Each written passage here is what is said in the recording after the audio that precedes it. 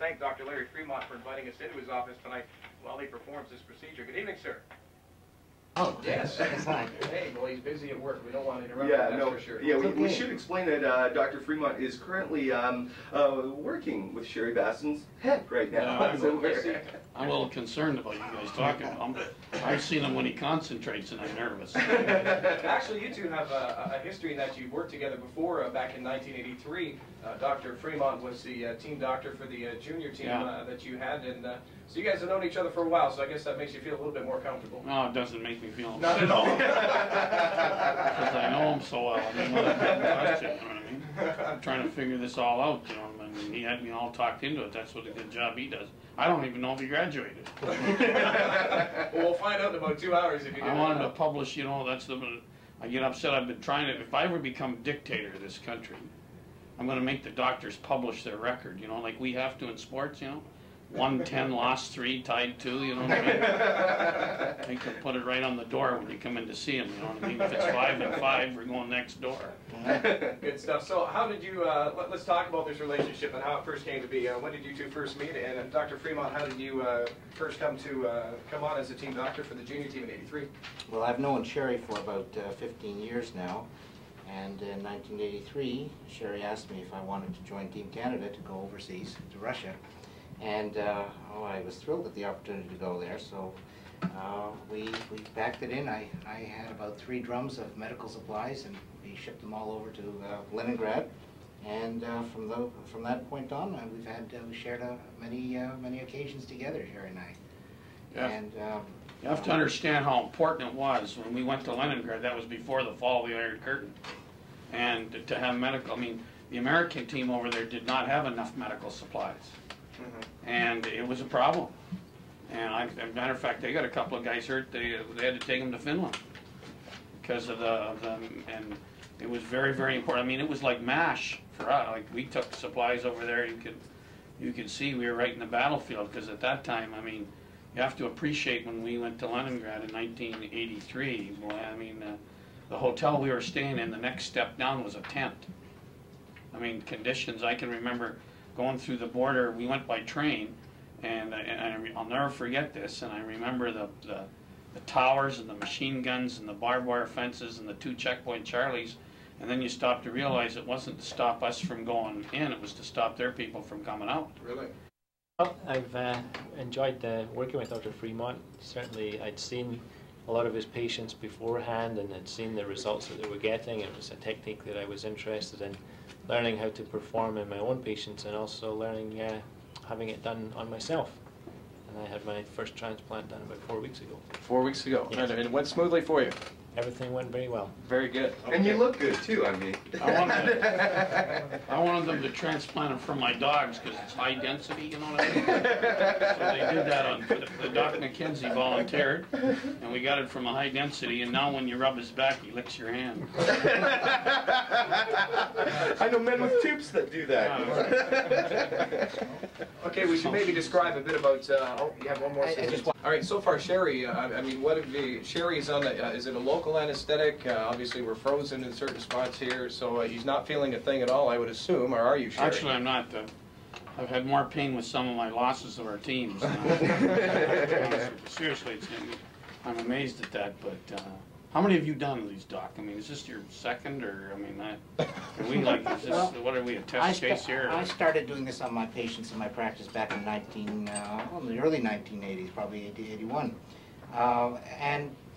As it's hard to count now, because I've taken this overseas, and we took it to Israel, and we started clinics in 1987 in Israel, and then we went into Hungary and Budapest, and we went to Vienna in Austria and Belgium, England, Hong Kong, and down in the United States, I've taught several doctors. Actually, all told, the number of doctors I've taught now probably is about 7 or 8, and they're practicing under our clinics in these various parts of the world. So how many have you done? Well, if you talk about the extension of myself in any one of these doctors, it probably numbers in several thousands of people that we've done. Can't report them all, though. We'll have Revenue Canada in here by 9. Just dancing around that one. Because he can't remember what he reported.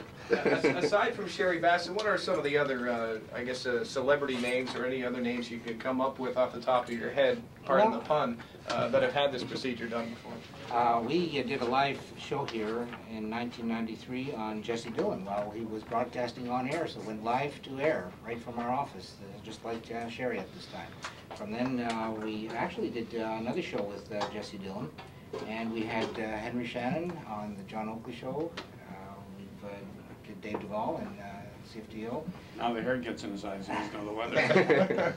So we've done a number of people, and some of them should go unnamed, actually. Well, you mentioned Jesse has been in twice. Is this something that you can come in and have updated, or no, what happened there? In fact, we did Should Jesse, Sherry be worried about that? we did Jesse one time right on his own program as he sat in the chair for 4 hours. And the next show that we had, about a year later, Jesse thought at that time he was probably going to be a candidate, but his hair was growing so well that when we actually opened the show, we picked volunteers from the audience, and we brought them in and did them right on his show. So he was more or less moderating the show that we were doing with other people we picked from the audience. Okay, very good. Okay, so we're having fun here. That the doctor basically You guys are having fun now. Just a minute. Who's having fun? But no, quite seriously though, Sherry. I mean, what brought you here? What brought you to this point that you come in and have this procedure? Well, really, to me, I'm really a guy that traditionally I am what I am kind of thing, you know what I mean? But I know the doc very, very well, and I know his competency. And I knew him when he was practicing as a physician. Not, and maybe he was doing some of this, but he was primarily a family physician and highly regarded, and then did a lot of surgery, and I knew how dedicated he was. And then he got involved in this years ago and had told me about it, and was very, very committed. Like even though he didn't necessarily originate it, he was in the embryo stages of this whole idea, and it is a surgical process. This isn't this isn't a cosmetic thing where you get the can and blow it all over there, you know what I mean? No, it's certainly not. You know what I mean? And so, you know, it's, I don't know if he graduated. I don't even know. He might, you know, I don't know whether he's really been a graduate doctor. I just know him that he was doing those things. Maybe he's fooled everybody, you know what I mean? That, how do I know, you know what I mean? And, but the fact is, and then he said, hey, why don't you come in and do this thing? And everybody said, hey, and when Don Cherry finds out that I was doing it, he's going to kick me in the stomach, I think. I consider him a pretty good friend. He's going to say, what are you doing? And I can just see it now. So anyway, the doc, and if you know the doc, he's pretty committed to what he does. And before you know it, I'm right here in the chair, and he said, you're getting, I was combing my hair with a face cloth before, so now I'm going to get a chance to use a brush for the first time. We're with Sherry Bassin, the Assistant General Manager of the Quebec Nordiques, who's having the procedure done. And Sherry, they're getting quite busy up top there, putting the plugs in. You're still not feeling a thing? No, actually nothing at all. I don't know what they're doing there. I mean, I'll get a better look after I can see things, but I can't feel anything really. Now, what will Sherry feel tomorrow, I guess, is the next one. How were the holes created in the scalp and everything else, Doctor? Okay, well, these are slit grafts. These holes are just actually cuts that were made by a small blade. There was no skin removed, and we're just wedging now these little narrow pieces of skin with hair into these cuts. They close over, they compress the skin, and you know, they don't fall out. You can bend over, nothing happens. In fact, we will not bandage anybody. We haven't been bandaging anybody for the last 13 years.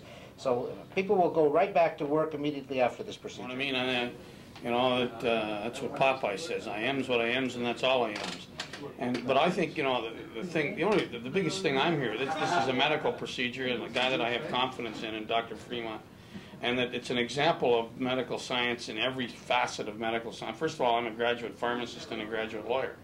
Kelly says you are what you are, and yet she wears makeup. You know what I mean? And so, you know, and there's an extent. You know, Tammy Faye wore makeup too, and you know, it was like a ski. It was like a ski report. You know, 4 inches of base, 2 inches of powder. You know what I mean? And you know, I used to turn her on the TV just to adjust the color on my TV set. You know what I mean? So there's an extent to what you want to do. And then the fact that this was a medical procedure and the confidence I have in Dr. Fremont, that maybe he's a veterinarian, I don't even know, but I mean, I'm just taking a chance just that I have a confidence in him as a person. We don't know, I haven't seen his diploma or anything, maybe he was kicked out of school, but I know that it's a recognized medical procedure, and it's an example, if it's just a cosmetic thing, how medical science has improved in this area, or advanced, from everything from heart transplants to you name it, you know what I mean? It's not a major thing, but it's certainly something that, and so that's, and if it wasn't a medical procedure or something like that, if it was just some other cosmetic thing, you wouldn't have caught me here, I'll tell you that. You know. Okay, doctor, let's get to the point of where we're at in the procedure here. Basically, you've got the grafts in. Are they all in at this point? No, we have about another 50 or 60 grafts to go. And how many have been inserted so far? We've had over 200 grafts, and we've covered about an area of half a slice of